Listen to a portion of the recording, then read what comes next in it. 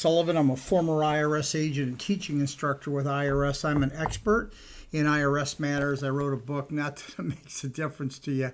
It's a bestseller about IRS settlements. I want to talk to you today about big payroll tax cases, payroll tax debt and unfiled returns. I used to work these cases for the IRS. So what I'm doing, I'm unzipping this, and you can see how IRS is going to work your case if this is you.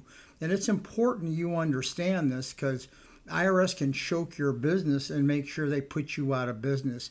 Back in my day when I worked there, I'd just call another revenue officer and lock your business up.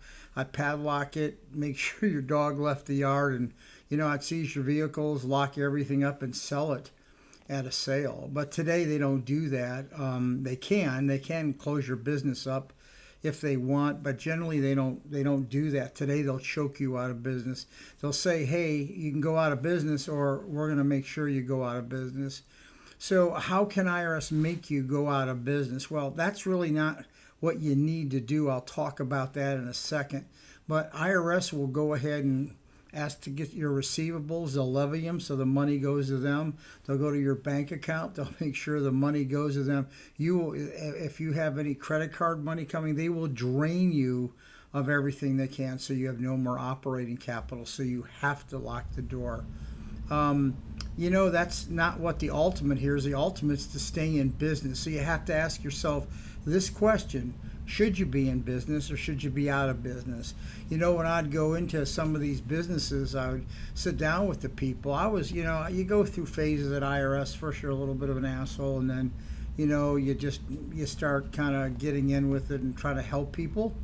And I'd convince people to go out of business because their books did not support them being in business. So the first question is, should you continue in business?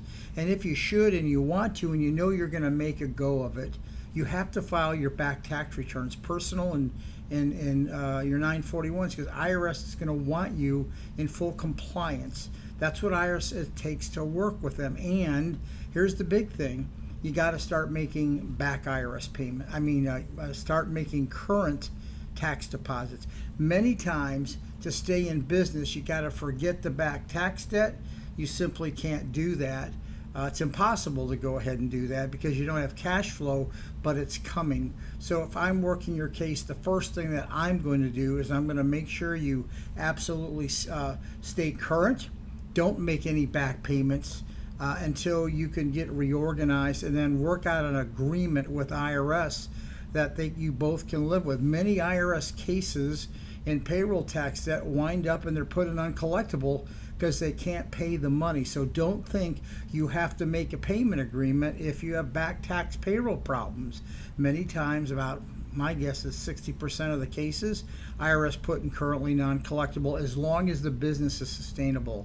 You want to hire me, you can. If not, at least you have facts and information to go forward with. Thank you very much for listening. I appreciate you. Oh, did I tell you I wrote a book? I'm just kidding. Anyway, thank you so much. I appreciate your time. Blessings.